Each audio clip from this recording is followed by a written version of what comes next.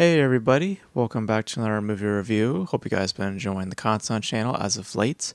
Just decided to check this out. I was actually debating between two different films, and I ended up going with this one because I was more curious about this one, and I just came back from seeing it. So that film that we're going to be discussing today is Springsteen, "Deliver Me from Nowhere," which was written and directed by Scott Cooper, who you guys may be familiar with films such as Crazy Heart, starring Jeff Bridges, and most recently with films like Hostiles and Antlers. The only of which I've seen was Hostiles, which I remember enjoying, but yeah, nothing like spectacular, but interesting nonetheless.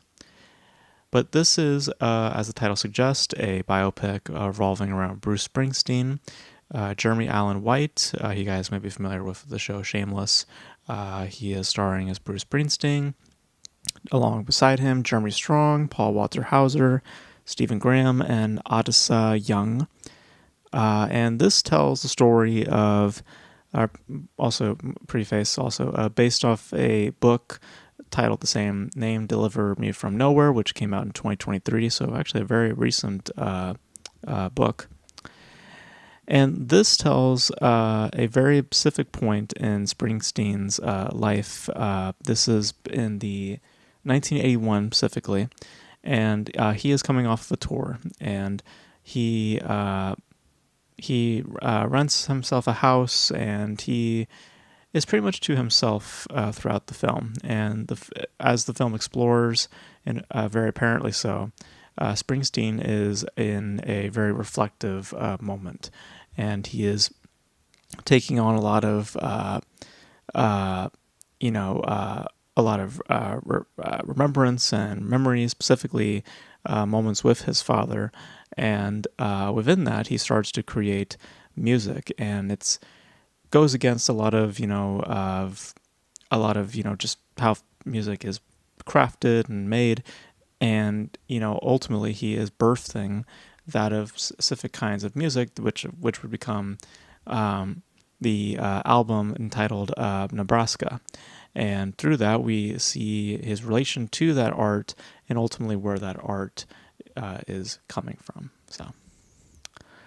So just to preface, I am not familiar with Bruce Springsteen. I'm very much my own creature. I don't, music. I never was like one of those types of cats who was like into music very much. So I mean, I like, certain artists here and there, but I can't, associate names very much. So I'm not familiar with Bruce Springsteen, and the music that is in the film, I'm not all that familiar with. So this is all new for me.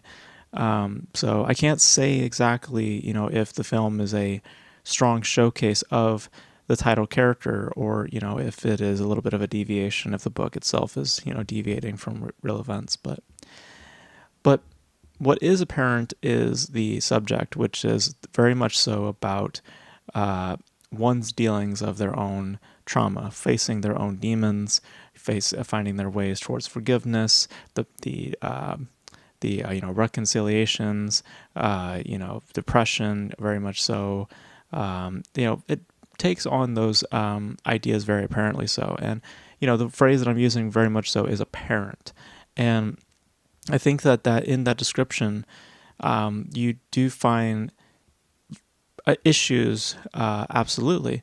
But I think that the one thing that I found very peculiar watching it was that the one word that kept coming to me was cold. Because there are elements to the film making that I feel is lacking strongly, specifically in dimensions. Because a lot of what the film is doing for a large portion of its time is catering to this one specific state of emotion, which is, as I illustrated this, the character is dealing with depression, dealing with this very reflective moment in time. So the film itself is ultimately trying to cater to that space, to that mentality.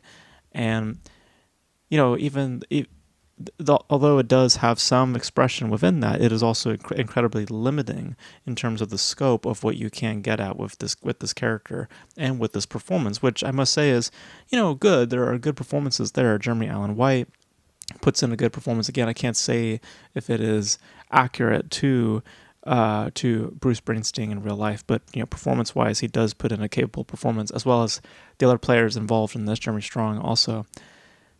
But the problems that come with that, catering, that limitation, is that a lot of what is happening also around Bruce Springsteen feels as though it is also catering to him as well, and less so to giving distinction to what is the other performances there with Jeremy Strong, with Paul Walter Hauser, with his father, played by Stephen Graham.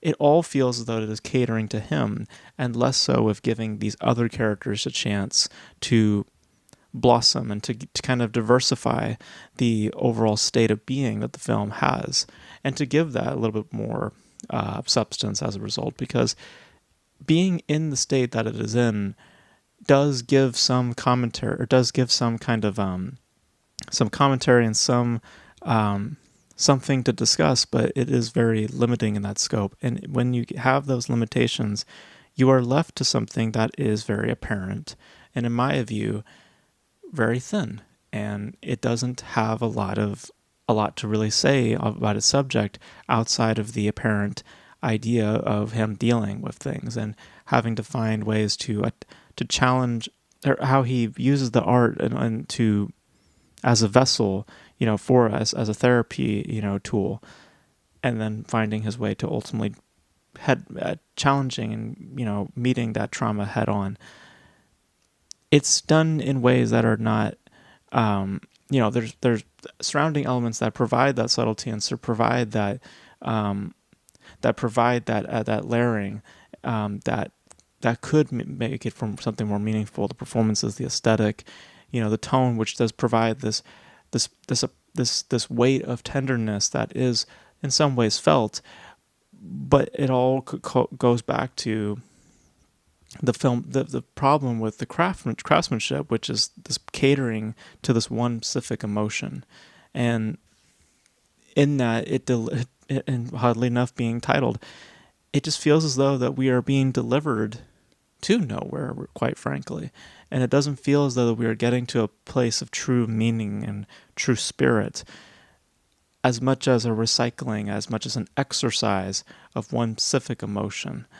So I think that there are interesting elements to it. I think that, like I said, the performances are good. I think that they do as well as they can. I think that there is a weight to it, and there is an aesthetic that does try to that with the performances and that tenderness to give the film some substance and some guiding force. But in that journey, in that overall momentum, it just feels as though that it doesn't have a lot to say.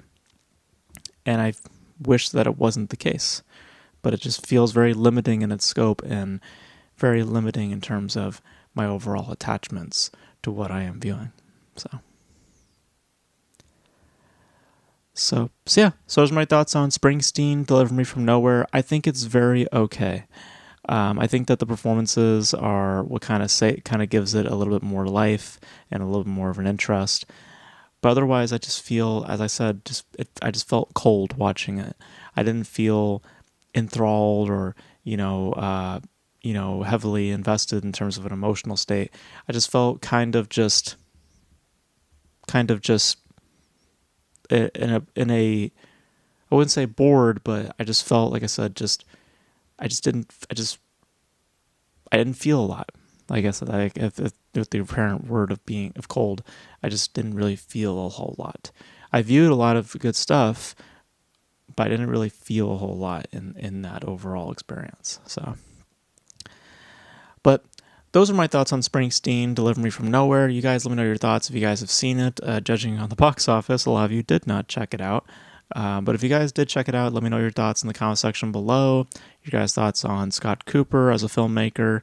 And if you guys are Bruce Springsteen fans, let me know. Did they